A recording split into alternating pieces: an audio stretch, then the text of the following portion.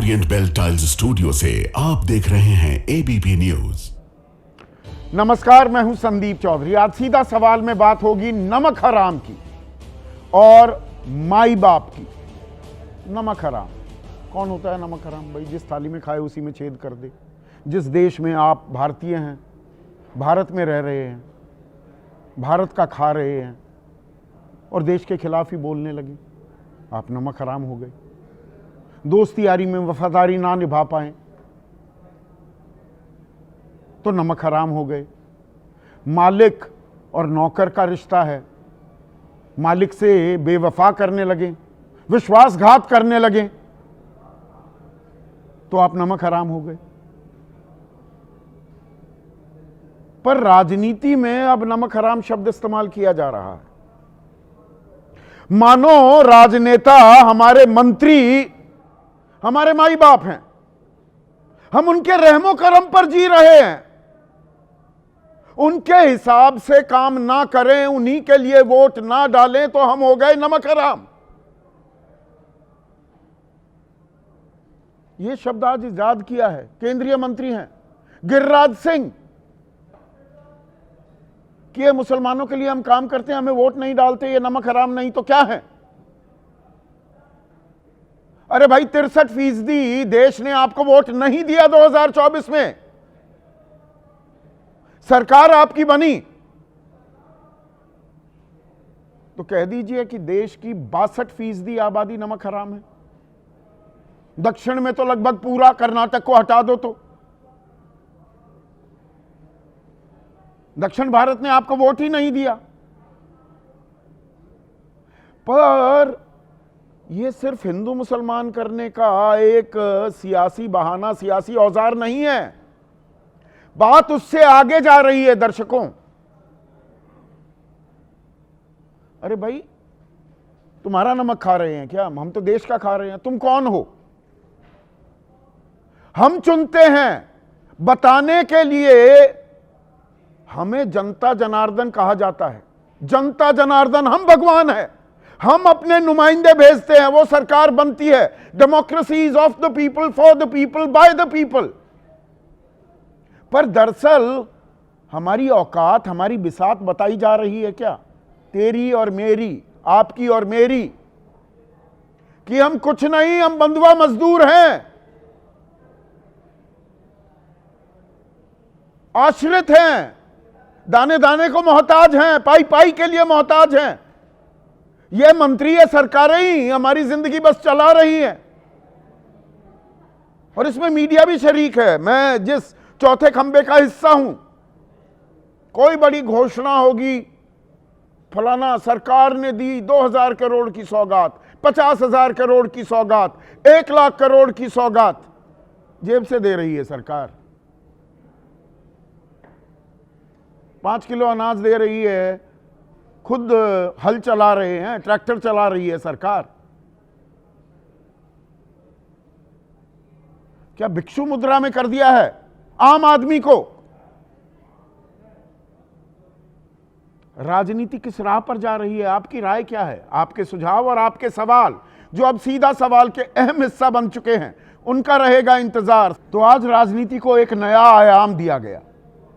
बिहार के बेगूसराय में, जहां से सांसद हैं केंद्रीय मंत्री गिरिराज सिंह, बड़बोले गिरिराज सिंह, आज फिर उनके बोल बिगड़े, ज्ञान दिया।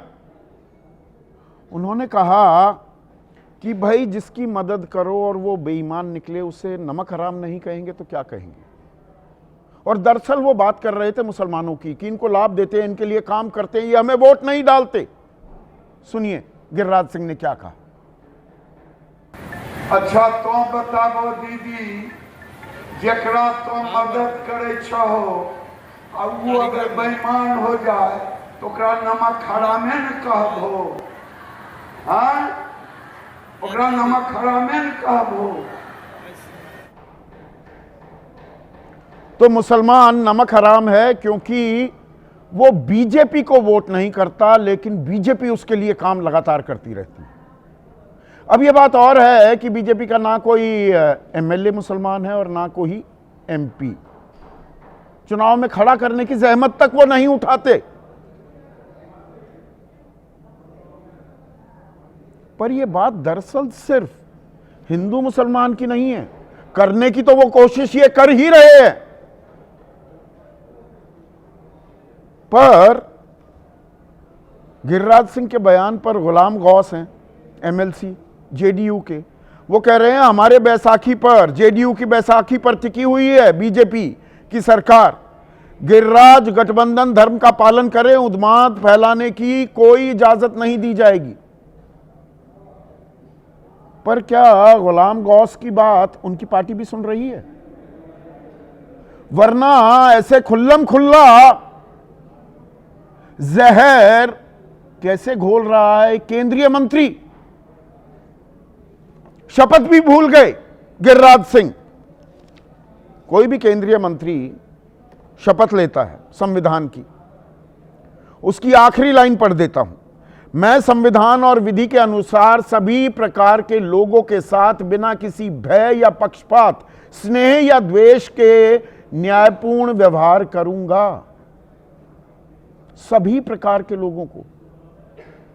और आप एक धर्म विशेष, एक समुदाय विशेष को नमक हराम कह रहे हैं, और उन्हीं पर इतनी नजरें इनायत क्यों कर रहे हैं गिरिराज सिंह? 62% लोगों ने आपको वोट नहीं दिया 2024 के लोकसभा चुनाव में। क्या वो सारे नमक हराम हो गए?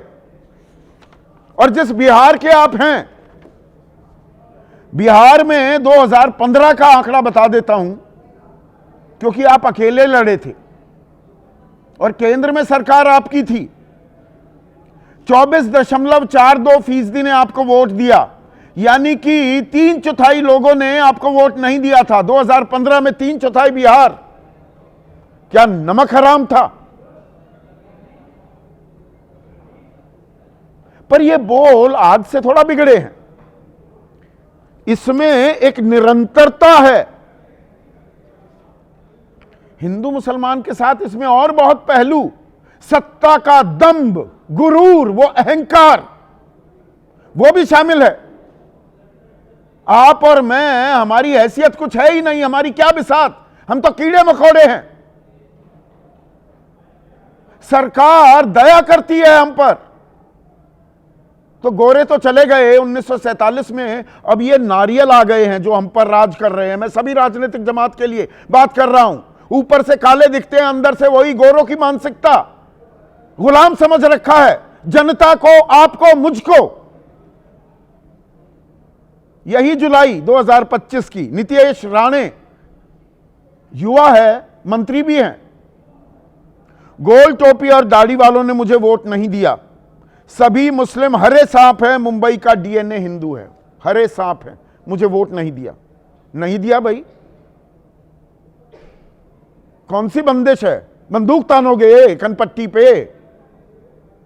तुम्हारे गुलाम हैं हम।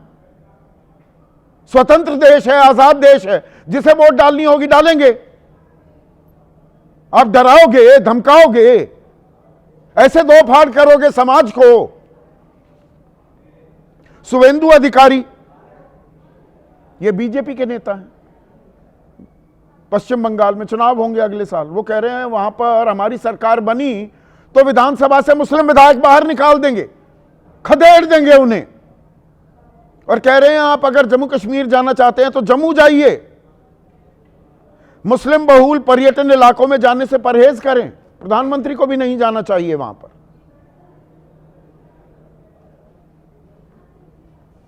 देवेश चंद्र ठाकुर, जेडीयू,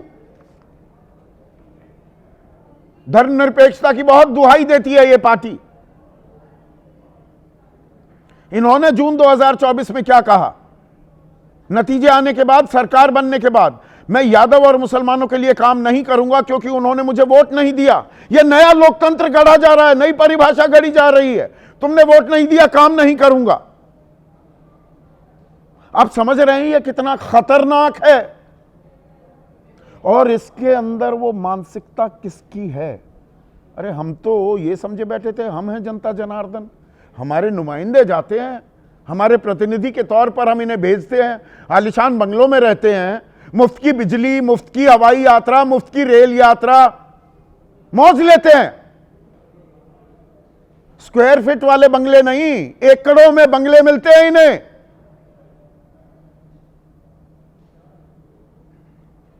और ये कहते हैं कि हम जो योजना लाते हैं हम तो तुम्हें लाभ पहुंचाते हैं।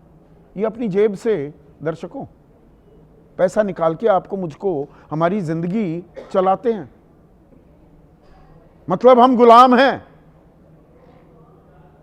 ऐसा दर्शाया जा रहा है। हम तुम्हारे लिए काम करते हैं और तुम वोट नहीं दोगे तो हम काम करना बंद कर देंगे। ये हमारा जो 50 लाख करोड़ के करीब का बजट है, उसमें से एक आंकड़ा आपको बताता हूं। इनकम टैक्स, आयकर 12.5 लाख करोड़ नेता देते हैं, ये या आप और मैं देते हैं। 8% जनता रिटर्न फाइल करती है, वो अलग बात है। देता तो आम आदमी ही है। एक्साइज ड्यूटी 3 लाख करोड़ से ऊपर की आप और मैं ही तो देते हैं, इसे भरते हैं। और जीएसटी 22 लाख करोड़, इसमें 64% जो राजस्व अर्जित करती है सरकार वो गरीब तबका देता है। गरीब, मिडिल क्लास 33% देती है, हुआ 97। अब ये आंकड़ा गौर कीजिएगा। और जो ये अमीर है ना, अमीर, वो 3% देते हैं, 3% जीएसटी। और यहां पर हमें समझाया जा रहा है कि वोट नहीं दोगे तो हम तुम्हारा काम नहीं करेंगे, तुम्हें पैसा नहीं देंगे, बेगारी करवाएंगे, हम गुलाम हैं आपके। ऐसे में आज का सीधा सवाल, राजनीति का नया आयाम, मुसलमान नमक हराम और नेता है माई बाप, तेरी मेरी क्या बिसात। और इस मुसलमान एंगल में एक जानकारी और मैं आपको दे दूं। पिछले साल देश में, ये जानकारी मैंने आपको दी है पर यह दोबारा देना जरूरी हो जाती है। पिछले साल, चुनावी साल, कुल मिलाकर 1165 नफरती भाषण दिए गए भारत में। इनमें से 1165 में से 1147 मुसलमानों के खिलाफ थे। 98.5% भाषण, नफरती भाषण मुसलमानों को टारगेट कर रहे थे। और इनमें से 931 यानी कि 80% नफरती भाषण बीजेपी शासित राज्यों में दिए गए। और यह था चुनावी साल, लोकसभा का चुनाव का साल। 2023 में 668 नफरती भाषण दिए गए थे, यानी कि 2024 में 74.4% का इजाफा हुआ। यह करते हैं हमारे नेता हमारे साथ। जहर की उपज, वो बीज डालते हैं, वो फसल खड़ी करते हैं। चर्चा में मेरे साथ जेडीयू, जो अहम घटक है एनडीए का और बिहार में सत्ता की अगुवाई भी कर रहा है, अनुप्रिया उनकी राष्ट्रीय प्रवक्ता है मेरे साथ। अरुण भारती एलजेपी रामविलास पासवान गुट के लोकसभा सांसद हैं, वो जुड़ेंगे इस चर्चा में।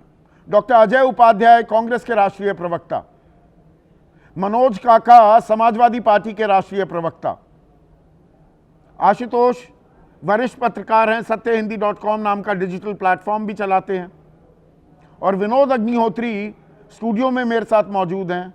वो किसी परिचय के मोहताज नहीं हैं। और साथ ही साथ महेश वर्मा बीजेपी की तरफ से चर्चा में जुड़ गए हैं। तो नमक हराम है मुसलमान, आप उनको लाभ पहुंचाते हैं, उनका काम करते हैं, वोट नहीं डालते, नमक हराम हो गए।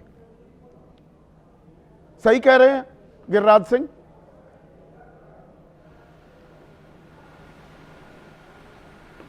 आप मेरे से सवाल कर रहे हैं? जी।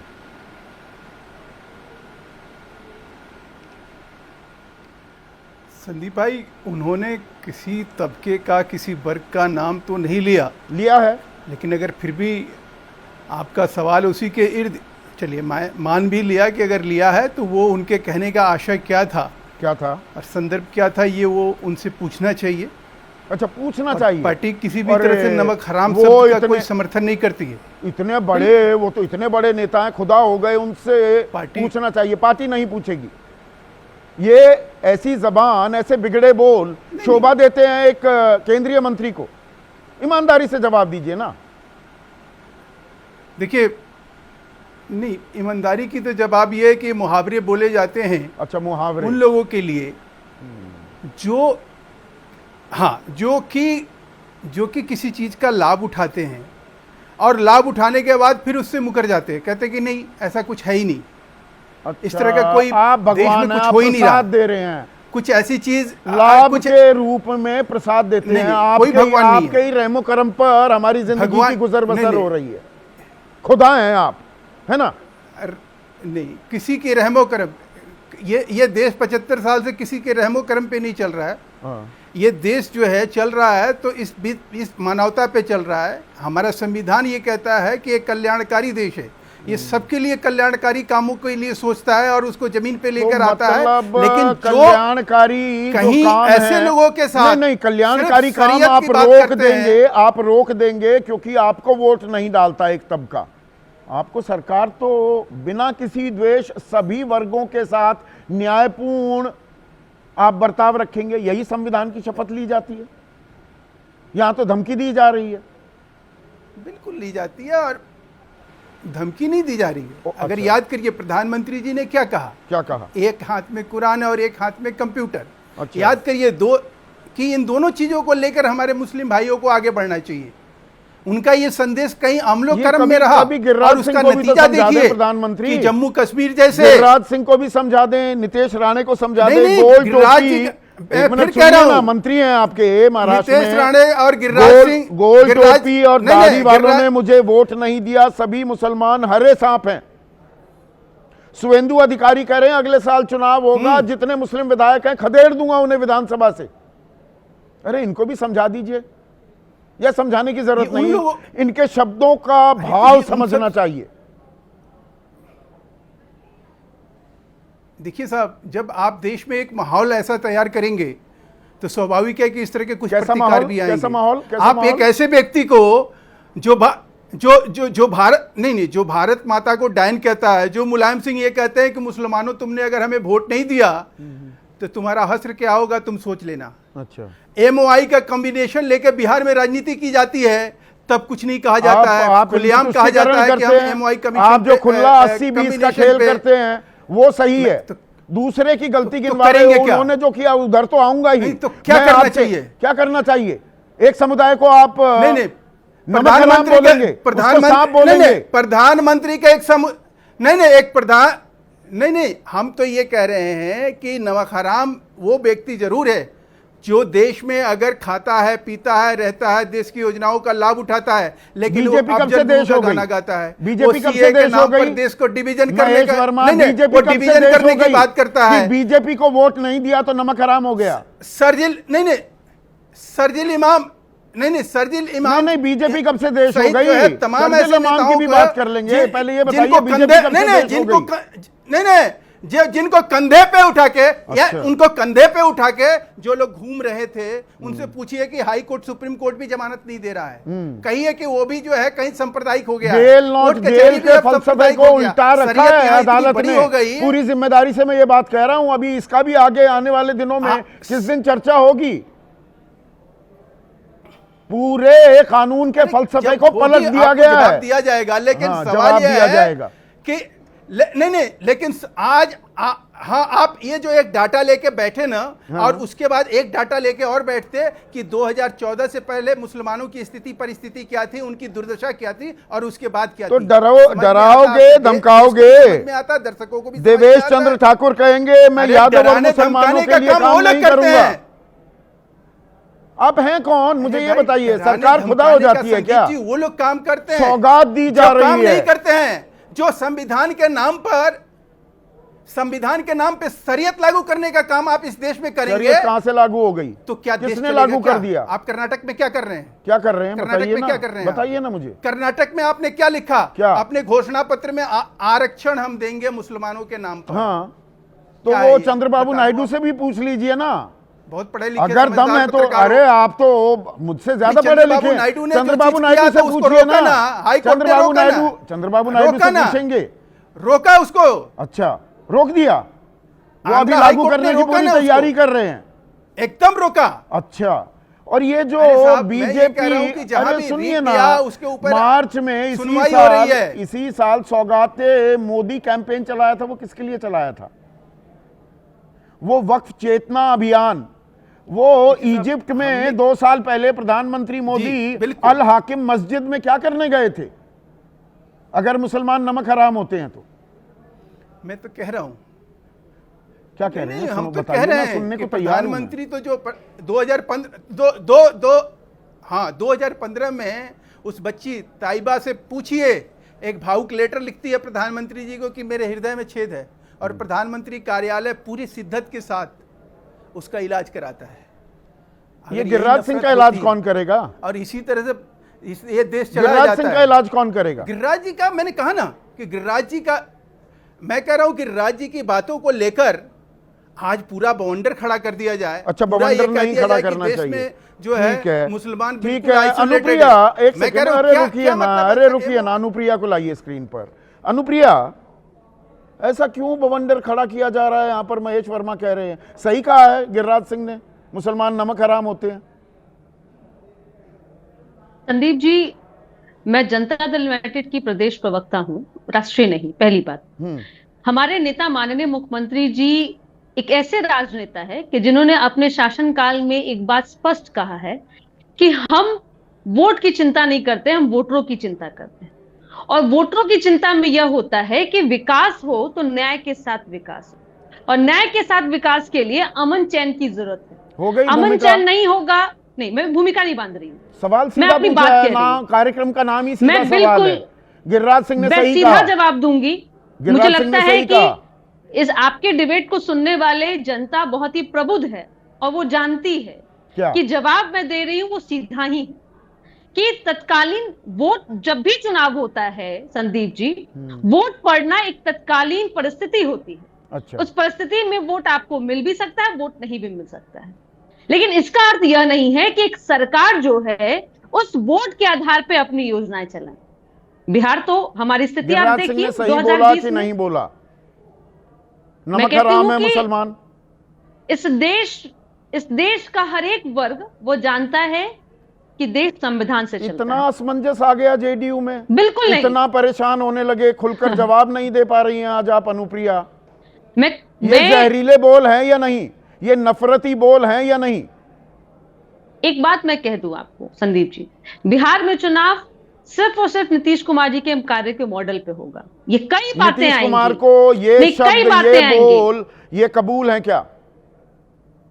नीतीश कुमार जी को ना रामचरितमानस पे टीका टिप्पणी करने वाले नेता मंजूर है, ना किसी धर्म पे टीका टिप्पणी करने वाले नेता मंजूर है।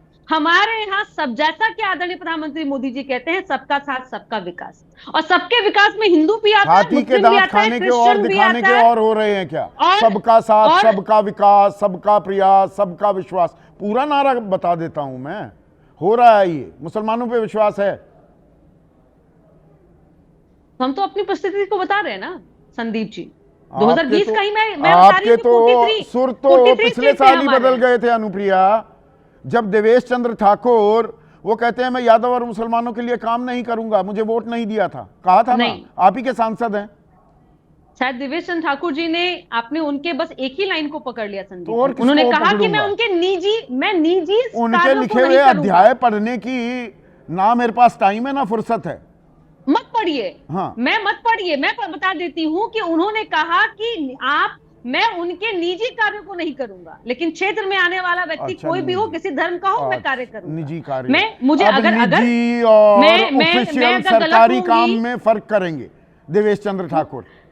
देखिए, और तब भी हमारी प्रवक्ताओं ने और हमने तब भी कहा था कि हम कभी भी जाति धर्म देख के कार्य नहीं करते। आप मुझे वोट दीजिए नहीं दीजिए, लेकिन हमारी नीति, हमारी योजनाएं कभी जाति नहीं, धर्म अच्छा देख के वैसे नहीं आप होगी। खुदा हैं क्या? लाभार्थी कोई भी है, ये लाभार्थी कोई कलयुगी भी हो युग सकता के है। नए भगवान बन गए हैं क्या आप लोग, कि मैं काम नहीं करूंगा, नहीं, मैं संदीप पैसे जी, नहीं दूंगा, सौगात देने लग गए, जेब में से निकाल के लाते हो पैसे? भारत की लोकतंत्र की खूबसूरती यह है कि भारत में जनता जनमानस जो है वो मालिक है, और वो भगवान भी है, वो खुदा भी है, और वो तय भी करता कहाँ है है कि खुदा?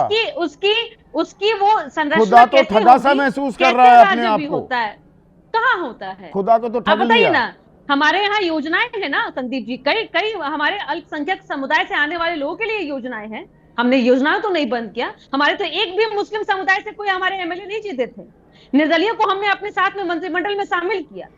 हम तो घृणा कभी नहीं करते। अपनी योजनाओं के माध्यम से, सरकारी योजनाओं के माध्यम से हम लगातार कहते हैं कि सबका विकास होना चाहिए और न्याय के साथ विकास होना चाहिए, और ऐसी बातों का तो मैं खंडन भी करूंगी। अगर आप मुझे सीधा पूछेंगे तो मैं कहती हूँ कि इस बात का मैं खंडन करती हूँ, क्योंकि ये देश सभी का है, यही देश की, इस देश की खूबसूरती है। सीधा खंडन करने में 5 मिनट लग गए अनुप्रिया। नहीं, मैं ये रामचरित मजबूरी हो मानस गई के, क्या? ये हिंदू नहीं, मुसलमान करना है, एक जाति को, एक समुदाय को दुश्मन बनाकर पेश करना है, सांप बताना है। का भी एक विमर्श चला था, यही काम करने हैं। इस देश में संदीप जी, मुझे ये विडंबना भी है और लोकतंत्र की खूबसूरती भी यह है अच्छा, कि किसी को जो मन में इच्छा होता है वो बोलता है। वो कभी रामचरितमानस पे बोल देता है, कभी मुस्लिम पे सवाल उठा देता है। रामचरितमानस में भी जब सवाल उठा था और जब बोला गया था, माँ सीता पे बोला गया, माँ दुर्गा पे बोला गया, तब हम आरजेडी के साथ थे और तब भी हमने खंडन किया था। जरूर सबको इजाजत है अपनी अपनी बातों को बोलने के लिए, लेकिन जैसा कि मैंने कहा कि लोकतंत्र में जनता मालिक होती है और जनता खुदा होती है। सबको इजाजत है, कि न्याय पर के आप साथ खंडन विकास भी वाली कर रही सरकार हैं। चाहिए। इजाजत है सबको, कोई कुछ भी बोल सकता है। मनोज काका, देखिए, एक जो बात है कि पहले किसी की जब हत्या करनी होती है तो पहले विचार में और पहले शब्दों में हत्या करी जाती है। किसी के साथ जब अन्याय होता है तो आदमी पहले दिमाग में और विचार में उसके साथ अन्याय करता है। भारतीय जनता पार्टी का आरएसएस से ले लीजिए, 1925 से ले लीजिए, आज तक हमेशा इतिहास रहा है भारतीय जनता पार्टी का कि उसने हमेशा इस देश में एक वर्ग से, मुसलमान से ही नहीं बल्कि इस देश में दलितों, पिछड़ों और आदिवासियों से भी हमेशा नफरत करने का काम भारतीय जनता पार्टी ने किया है। और मैं अब गिरिराज सिंह को, समाजवादी पार्टी ये बताना चाह रही है आपके माध्यम से कि वाकई इस देश में नमक हराम कौन है। इस देश में नमक हराम वो है जो हमारे संविधान की और धर्मनिरपेक्षता की शपथ लेकर के मंत्री बनता है और काम मनुवाद के लिए करता है। असल में गिरिराज सिंह ऐसे जाति से आते हैं कि उनका सामंतीपना, उनकी ठसक जाती ही नहीं। वो सबको वही समझना चाहते हैं। आपने ठीक सवाल किया कि इस देश में 56% वोट मिला है, इस देश में 36% वोट मिला है बीजेपी को, तो क्या 64% पूरे भारत के लोग जो भारतीय जनता पार्टी को एबीपी के माध्यम से सुने, हम लोग जानना चाह रहे हैं कि जो 64% जनमानस, जो 70 करोड़ लोग, 75 करोड़ लोग बीजेपी को जो वोट नहीं देते हैं, क्या वो नमक हराम है? एक गिरिराज बताएं, प्रधानमंत्री नरेंद्र मोदी बताएं। और मोदी जब ये कहते हैं कि हम सौगात देते हैं, नौबत कहां से आई मनोज? आपने एक वोट बैंक खड़ा किया। आपकी सरकार के बारे में तो कहा जाता था मुसलमान और यादवों के ही काम होंगे। अगर एक समुदाय विशेष या 2 समुदाय विशेष के ही काम होंगे तो उधर एक प्रतिक्रिया भी होगी। वो अपनी राजनीति कर रहे हैं जैसे आप कर रहे थे। देखिए, हमारी पार्टी ने ये बाजार से उत्पादित किया गया सवाल है, भारतीय जनता पार्टी के पीआर का सवाल है। हम लोगों ने हमेशा, समाजवादी पार्टी ने, अगर देख लीजिए अखिलेश यादव जी ने लैपटॉप बांटा होगा तो उसमें सबसे ज्यादा ईबीसी दलित कम्युनिटी के और सबसे ज्यादा वंचित तबके के लोगों को मिला होगा। उसमें समान हमारे भाई बहनों को भी मिला होगा। और जो प्रधानमंत्री जो दूसरा सवाल जो करते हैं कि सौगात दे रहे हैं, सौगात नरेंद्र मोदी नहीं दे रहे हैं इस देश के लोगों का। देश का लोग कोई लाभार्थी नहीं है, आपका निर्माण करता है, आपको वोट दिया तब आप प्रधानमंत्री बने। आप देश के लोगों के सौगात का खिल्ली उड़ा रहे हैं कि जब आप सऊदी अरबिया में जाते हैं, बना दिया है, भिक्षु मुद्रा में कर दिया पूरे देश को। मैं बता तो रहा हूं, सौगात, और मीडिया भी ये करता है, हम भी वही हेडलाइन बनाते हैं। मैं आपको बता रहा हूं कि सौगात कौन ले रहा है। सौगात देश के लोग नहीं ले रहे हैं, नरेंद्र मोदी जी ले रहे हैं। कि जब देश में पहलगाम में हमला हुआ था, द वायर की रिपोर्ट आई है कि सऊदी अरब में 11 घंटे में एक प्रधानमंत्री के होटल का बिल 11 करोड़ 40 लाख आया है। मैं पूछना चाह रहा हूं कि वो किसका पैसा था? वो देश के, हमारे आपका टैक्स पेयर का था, 140 करोड़ लोगों का था। टैक्स पेयर, आपने टैक्स पेयर का बताया कि कैसे पैसे का निर्माण होता, कैसे बजट का होता। उसमें मैं छोटी बात बता रहा हूं, साबुन भी कोई एक गरीब खरीदता है अगर 50 रुपए का, उसमें भी वो टैक्स देता है। बिल्कुल देता है। तो वो पैसा देश का है। एक मिनट मनोज, मेरे साथ अरुण भारती भी हैं, लोकसभा सांसद हैं, एलजेपी रामविलास पासवान गुट के सांसद हैं। अरुण भारती, आपको मेरी आवाज आ रही है? अभी ये कनेक्शन आपका शायद बीच में कटा था, आवाज आ रही है? जी सर, आपकी आवाज आ रही है। संदीप जी, आपकी आवाज आ रही है। तो अरुण भाई, संदीप है मेरा नाम, सुधीर नहीं है। सॉरी संदीप हाँ, सॉरी। ये गिरिराज सिंह सही कह रहे हैं, नमक हराम है मुसलमान? संदीप जी, मैं ये कहना चाहूंगा कि हमारी पार्टी, जिस विचारधारा हमारे संस्थापक स्वर्गीय रामविलास पासवान जी और चिराग पासवान जी जिस विचारधारा को लेकर के चलते हैं, उसमें हमारा ये मानना है कि देश का हर नागरिक, भले ही वो डायरेक्ट टैक्स नहीं देता हो, लेकिन इनडायरेक्ट टैक्स जीएसटी जरूर देता है। इसीलिए देश का कोई भी नागरिक जो है वो सारे के सारे नमक हलाल है, देश के लोग हैं। हम लोग गिरिराज जी की इस बयान का समर्थन नहीं करते हैं।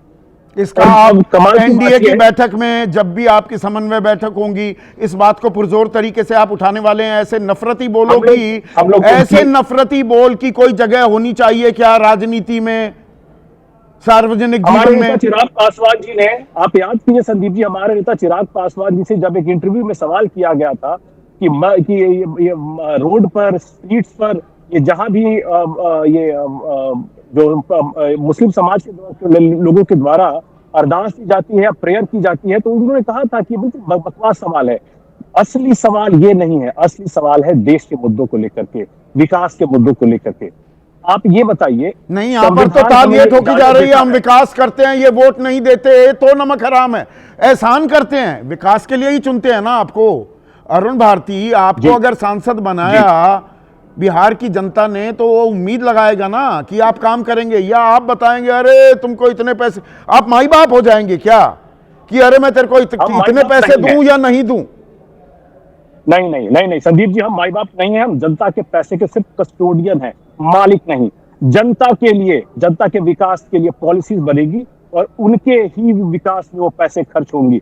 लेकिन किसी भी समाज का योगदान अगर आपको मेजर करना है, मापना है, तो उसका कसौटी सिर्फ और सिर्फ एक पैमाना नहीं हो सकता है। आप याद कीजिए, अशफाकुल्लाह खान, एपीजे अब्दुल कलाम, शेरशाह सूरी, बिहार को उन्होंने ग्रैंड ट्रंक रोड दिया। आप अब APJ Abdul Kalam, missile man, Bharat को मिसाइल में आत्मनिर्भर बनाया। ऐसे बहुत सारी चीजें हैं जिन्होंने समाज को और देश को आगे बढ़ाने में बहुत बड़ा योगदान निभाया है। देखिए, कोई साधारण नेता अरुण भारती अगर ऐसा बयान दे दे तो उसे थोड़ी देर के लिए नजरअंदाज भी किया जा सकता है, लेकिन वो सांसद ही नहीं, केंद्रीय मंत्री हैं। और केंद्रीय मंत्री क्या शपथ लेता है? मैं संविधान और विधि के अनुसार सभी प्रकार के लोगों के साथ बिना किसी भय या पक्षपात, स्नेह या द्वेष के न्यायपूर्ण व्यवहार करूंगा। इनकी जगह है कोई केंद्रीय मंत्रिमंडल में गिरिराज सिंह की? He is a habitual offender.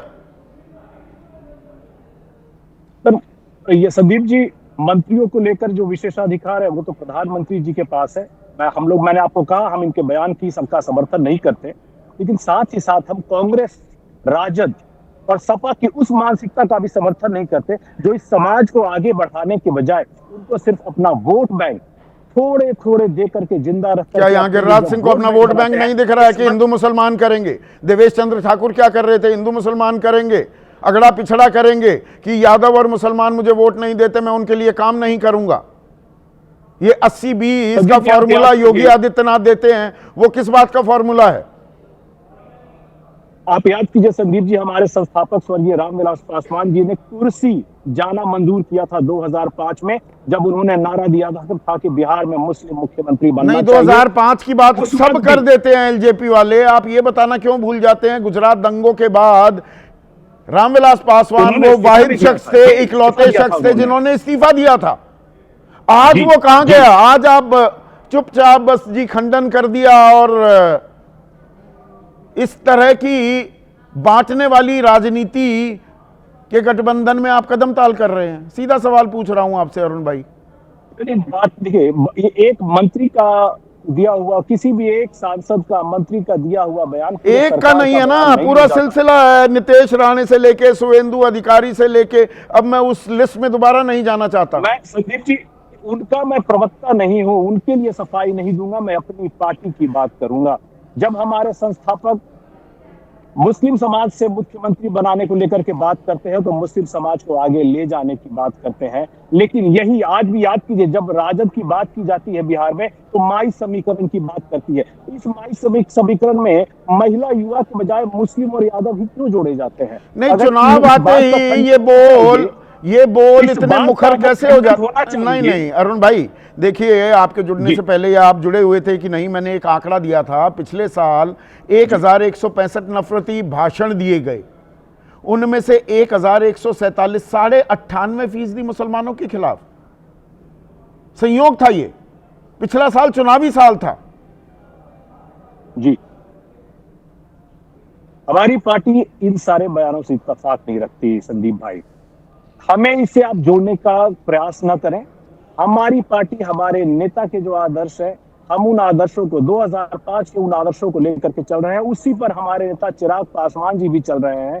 और जब हम बात करते हैं देश के हर नागरिक की, देश का कोई भी नागरिक नमक हराम नहीं है, नमक हलाल है सारे के सारे नागरिक, और जब हम उसकी बात करते हैं तो साथ ही साथ अगर ऐसे बयानों की भर्त्सना होनी चाहिए तो उस मानसिकता नहीं, इसमें तो अपने आप भी फंसते गिरिराज सिंह। अगर मुसलमान आपको वोट नहीं दे रहे तो 62% लोगों ने आपको वोट नहीं दिया था, तो वो फिर सारे नमक हराम हो गए, और दक्षिण भारत खासकर। मैंने पहले ही कहा संदीप जी कि कोई भी देश का नागरिक नमक हराम नहीं है, नमक हलाल है। हर देश का नागरिक अपने, चलिए, ये बात पर क्या समझाई जाएगी? बहुत बहुत शुक्रिया अरुण भारती। मनोज काका जी, वो कह रहे हैं हर भारतीय नमक हलाल है। मैं कंफ्यूज हो रहा हूं, एक ही गठबंधन में दो बातें आ रही हैं सामने। नहीं, मैंने तो जो आपने शुरुआत में भी जो कहा कि लोकतंत्र में जो जनमानस होती है, लोकतंत्र, democracy is the people for the people by the people होता। लोकतंत्र में जनता मालिक होती है, और जनता ने, जब जनता ने निर्माण किया है, जनता ने सौगात दिया है, जिसको सरकार में बनाया है कि आज आप कई एकड़ के बंगलों में रह रहे हैं, अच्छी अच्छी गाड़ियों से चल रहे हैं, एक साल में आपका 400 करोड़ रुपया विदेश दौरे पे खर्चा हो जाता है। 400 करोड़ रुपया विदेश दौरे पर कोई फकीरी से तो आया नहीं होगा, ना स्टेशन पर चाय बेचने से आ सकता है 400 करोड़ रुपया। वो तो देश की जनमानस ने, 140 करोड़ ने आपको ऐसा बनाया कि आप 11 घंटे में एक होटल में 11 करोड़ रुपया खर्च करते हैं। तो सौगात तो आप जनता से ले रहे हैं, और नमक हरामी आप कर रहे हैं कि आपको संविधान के मान्यताओं, मूल्यों के प्रति आपकी प्रतिबद्धता होनी चाहिए, और आपकी प्रतिबद्धता मनुवाद के प्रति है। आप जिन चीजों का, जिन मूल्यों का, जिन वाक्यों का शपथ लेकर के आप मंत्री बने, प्रधानमंत्री बने, मुख्यमंत्री बने, आप उन्हीं को समूल, उन्हीं को नष्ट करते जा रहे हैं। वो कौन लोग थे देश में नमक हराम थे जो अंग्रेजों के पक्ष में खड़े थे? नहीं, सिर्फ वो बात नहीं, मैं अब इसको दायरे को और बढ़ाता हूं। डॉक्टर अजय उपाध्याय, आम आदमी को नमक हराम कह देना बड़ा आसान होता है, सत्ताधारी दल, और मैं सबको जोड़ रहा हूं, आपको भी। आज बीजेपी की सरकार है, पहले आपकी रही है, ये सत्ता का चरित्र है क्या? नमक हरामी तो आप लोग करते हैं, जिस लिए भेजा जाता है, वरना देश कब का विश्व गुरु बन चुका होता। संदीप भाई, कड़वी बात पूछ रहा हूं संदीप भाई, सत्ता का चरित्र तो नहीं है। हाँ, बहुत अच्छी बात और बहुत सीधा प्रश्न है, और बहुत अच्छा प्रश्न आपका है। सत्ता का चरित्र ये नहीं है। यदि सत्ता डेमोक्रेटिक हो, सत्ता जनता के प्रति उत्तरदायी हो, जिम्मेवार नेता हो, और संविधान से चलने वाला पूरा सिस्टम हो, तो संभवतः ऐसा कोई भी नहीं कर सकता। और आज तक मैं कहता हूं, भाजपा की भी सरकारें पहले रही हैं अटल जी की, हम क्यों नहीं उसको, हम तो उसको भी कोट कर रहे हैं। कभी इस तरह के नफरत की खेती इस देश में सत्ता रखने के लिए, बनाए रखने के लिए नहीं की गई, और इसके पीछे बहुत सारे यंत्र तंत्र, षड्यंत्र जो है लोकतंत्र की हत्या करने के लिए नहीं की गई। जब लोकतांत्रिक मान मर्यादा से आप आगे बढ़ जाते हैं, जब आपको लगता है कि तानाशाही करके हम सत्ता पर कब्जा कर सकते हैं, एनी हाउ, जनता से मेरा कोई वास्ता नहीं है, तब मैं सिर्फ ये हिंदू मुसलमान राजनीतिक सवाल पर केंद्रित नहीं हूं डॉक्टर साहब। 71 में इंदिरा गांधी ने नारा दिया था, गरीबी हटाओ, हट गई गरीबी। ये जो असमानता, जो ये माई बाप का भाव, जैसे आप खुदा हो, आप भगवान हो, हम तो तुच्छ प्राणी हैं, 2 दाने आप डाल दोगे हम खुश हो जाएंगे, आपको वोट डाल देंगे, ये गत बना दी है क्या आम आदमी की? देखिए ये धीरे धीरे प्रोसेस में जरूर आज की स्थिति में हम लोग को समझ में आ रही है कि 80 करोड़ लोगों को आप आटा चावल दे करके 5 किलो दे करके आप जिस तरह से उस पर उपकार करने की बात कर रहे हैं, काम करना, गरीबी हटाना, विकास करना, सड़कों का निर्माण या देश का निर्माण करना, ये अलग चीज है और ये किसी भी सत्ताधारी दल का एक कर्तव्य बनता है। इसमें एक उदाहरण और दे दूं अगर आप इजाजत दें तो, वो देश के लिए किया। आप इजाजत दें, एक उदाहरण दे देता हूं। 1970 से 2015 के बीच देवेंद्र शर्मा, जाने माने कृषि विशेषज्ञ हैं, उन्होंने एक स्टडी की, ये दर्शकों को बता रहा हूं, आपको भी, डॉक्टर अजय उपाध्याय, तो कोई एक नॉर्मल टीचर भी, प्रोफेसर भी, उसकी तनख्वाह में 125 गुना से लेकर 175 गुना का इजाफा हुआ। ठीक भाई, कोई 10 रुपए कमा रहा था तो वो कमाने लगा 1,500 रुपए 2015 में, जो 10 रुपए कमा रहा था 1970 में। किसान की आमदनी बढ़ी सिर्फ 19 गुना। 1 रुपया कमा रहा था किसान 1970 में, तो वो 19 रुपए ही कमा पा रहा था 2015 में। इस पूरे अंतराल में सबसे ज्यादा वक्त सरकार में कौन था, ऐसे ही जानना चाह रहा हूं। नहीं, जानने की बात नहीं है, तो सच्चाई है, कांग्रेस हम लोग रहे हैं, लेकिन हम लोगों ने प्रयास जो भी कर सकते थे किया। गरीब को गरीब बनाए रखने का भरपूर प्रयास किया। इसके लिए क्या था 90 के नहीं 90 के बाद एक नया दौर आया, इकोनॉमिक पॉलिसी जो बदली, उसके कारण नए मिडिल क्लास का उदय हुआ और उनको, सही बात है कि अवसर ज्यादा मिले, किसानों को जो अवसर जितना मिलना चाहिए परिस्थिति बस वो नहीं मिल पाया, पर हमने प्रयास किया, किसान को इतना मजबूर कर दिया कि वो मजदूर बन गया। 27 रुपए प्रतिदिन कमा रहा है, विशुद्ध किसानी से, मजदूरी से ज्यादा कमाने लगा। लेकिन आशुतोष, एक सेकंड डॉक्टर साहब, आशुतोष, तो अब राजनीति का नया आयाम भी देखने को मिल रहा है। अब तो मतदाता को कहते थे भगवान, जनता जनार्दन, अब उसे नमक हराम बताया जा रहा है कि तुम्हें लाभ देते हैं, तुम वोट नहीं देते, तुम नमक हराम हो।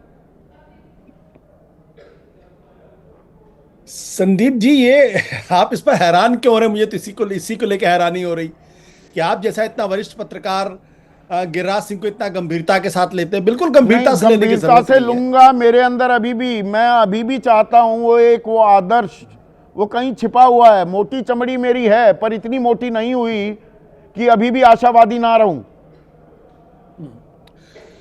तो मैं ये कह रहा था कि आप बिल्कुल गंभीरता के साथ मत लीजिए, एकदम गंभीरता के साथ लेने की जरूरत नहीं। उनको, उनकी पार्टी भी गंभीरता के साथ नहीं लेती है। 3 बार से लगातार केंद्रीय मंत्री बने जा रहे हैं। हाँ, इसीलिए मैं कह रहा हूं गंभीर सवाल क्या है कि वो तो वही काम कर रहे हैं जो देश के प्रधानमंत्री कर रहे हैं, वही काम कर रहे हैं।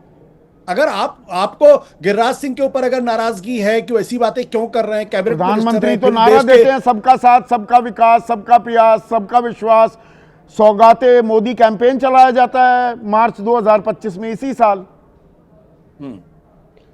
वो तो बिल्कुल आपने सही कहा, लेकिन आप शायद वो भूल गए कि वो कपड़ों से पहचानते थे। वो तो कपड़ों से पहचानते थे, कब्रिस्तान शमशान की बात करते थे, और 2000 ज्यादा दूर मत जाइए, 2024 के चुनाव में क्या कहते थे? घुसपैठिए बताते थे कि आपके हमारे माँ बहनों के मंगलसूत्र को छीन लेंगे, बैल अपना छीन लेंगे, भैंस छीन लेंगे, पता नहीं क्या। तो किसको घुसपैठिए कर रहे थे?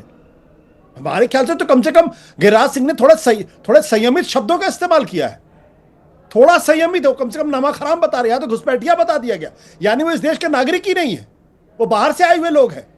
तो जब देश के प्रधानमंत्री इस तरीके की बात कर रहे हो, तो उनकी कैबिनेट में बैठा हुआ आदमी, आप उससे उम्मीद करते हो गंगा जल लेके इन लोगों को बात सिर्फ हिंदू मुसलमान तक ही सीमित है आशुतोष, या इसमें एक बड़ा जो मुझे ज्यादा तकलीफ दे, अरे आप खुदा हो गए, आप भगवान हो गए, पैसा हमारा, कर हम चुकाते हैं, देश हमारा, आपको सिर्फ बागडोर दी गई है, आप अपनी जेब से पैसे निकाल के थोड़ा दे रहे हैं। मीडिया भी बात बात पर आज दे दी, इतने की सौगात, इतने की सौगात, जैसे कोई एहसान किया जा रहा है। तो फिर गोरों में और मौजूदा जो राजनीतिक सिस्टम है, मैं सभी पार्टियों को ले रहा हूं, उसमें फर्क क्या रह गया? वो गोरे थे, ये काले हैं, है तो गुलामी। गोरे काले का जिक्र आपने कर दिया। इस मातृभूमि के साथ किन किन लोगों ने नमक हरामी की, उसका पूरा इतिहास 1947 के पहले लिखा हुआ है पूरी तरीके से। कौन कौन नमक हराम थे जिन्होंने इस मुल्क के साथ, भारत माता के साथ नमक हरामी की, वो पूरा इतिहास मौजूद है। वो कौन लोग थे जो अंग्रेजों की दलाली कर रहे थे? वो कौन लोग थे? क्या उनकी पहचान करने की जरूरत है क्या? कोई, सबको मालूम है ये बात। आज की तारीख में मुझे लगता है कि अब भारतीय जनता पार्टी को इस बात का एहसास हो गया है कि बिहार के चुनाव में उनकी स्थिति कमजोर होती जा रही, पतली होती जा रही, और जब जब बीजेपी कमजोर होती है तब तक वो हिंदू मुसलमान के अलावा उसके पास दूसरा कोई शुक्ला है। हमारे दर्शक आशुतोष शाहजहांपुर यूपी वासी हैं, वो कह रहे हैं जनता को लूटो, फिर विकास के नाम पर कुछ काम कर दो, और फिर जनता पर एहसान लाद दो। यही राजनीति है।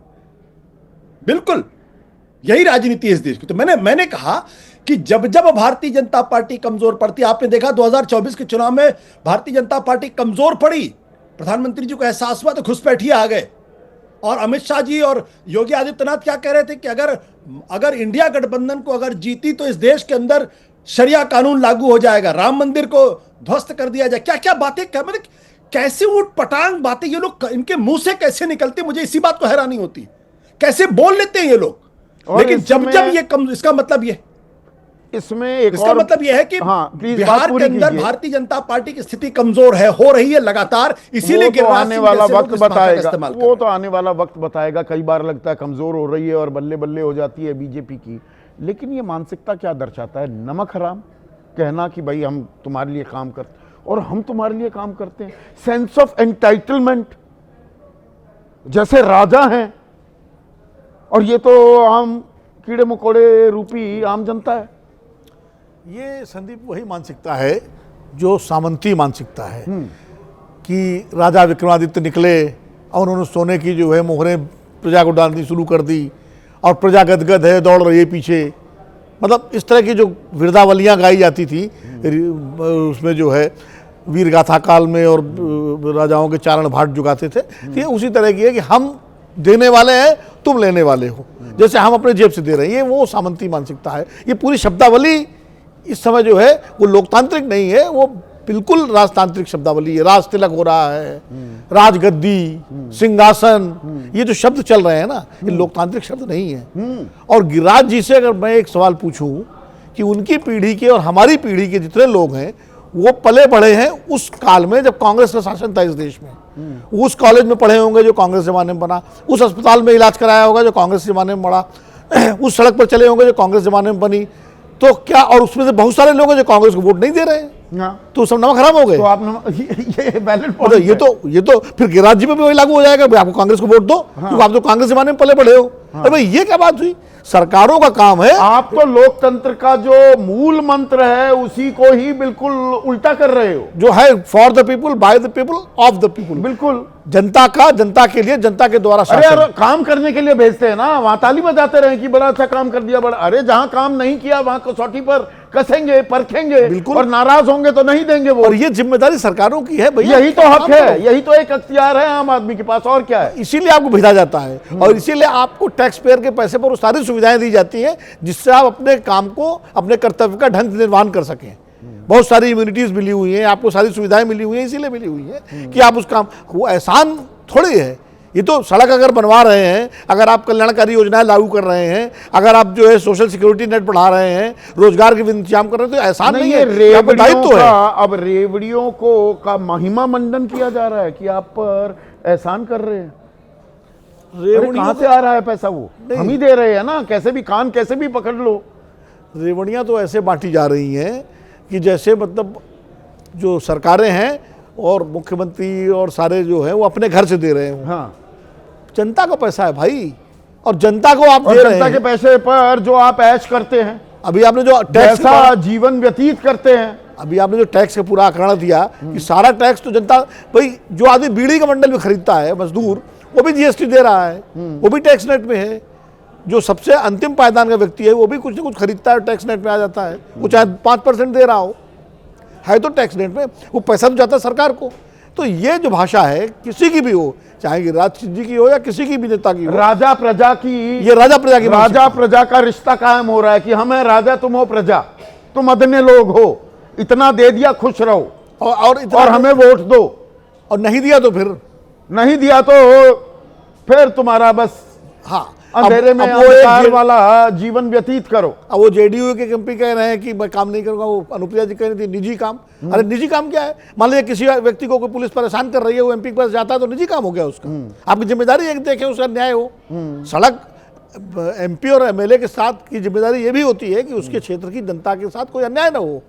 सड़क बिजली पानी तो देना सरकार का काम है ही नहीं। इसमें गठबंधन धर्म भी ऐसा हावी हो गया है कि अपनी विचारधारा को भी तिलांजलि देने को तैयार है। ये तो पता नहीं, ये जो गठबंधन दल के नेता हैं वो अपनी बात, पहले जब अटल जी के समय में भी गठबंधन था, एनडीए था, यूपीए के समय में भी गठबंधन था, उन दलों के नेता अपनी बात खुल के कहते थे हम गठबंधन में है, लेकिन हमारा स्टैंड ये है, हम इसके साथ नहीं है, हम इससे। अब तो गठबंधन दलों के नेता उन्हीं के सुर में सुर मिलाने लगते हैं। तो ये राजनीति का नया आयाम देखने को मिल रहा है क्या दर्शकों? अब नमक हराम कह दिया जाएगा और पैसे बांटने को ऐसा बताया जा रहा है कि जैसे सत्ता और हमारा यानी कि आम आदमी का रिश्ता राजा और प्रजा वाला है। हम प्रजा हैं, हाथ जोड़कर माय बाप कुछ कल्याण कर दो। इससे देश का कल्याण होगा क्या और राजनीति का भी?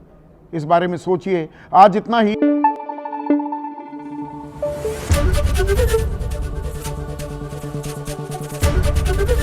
एबीपी न्यूज आपको रखे आगे।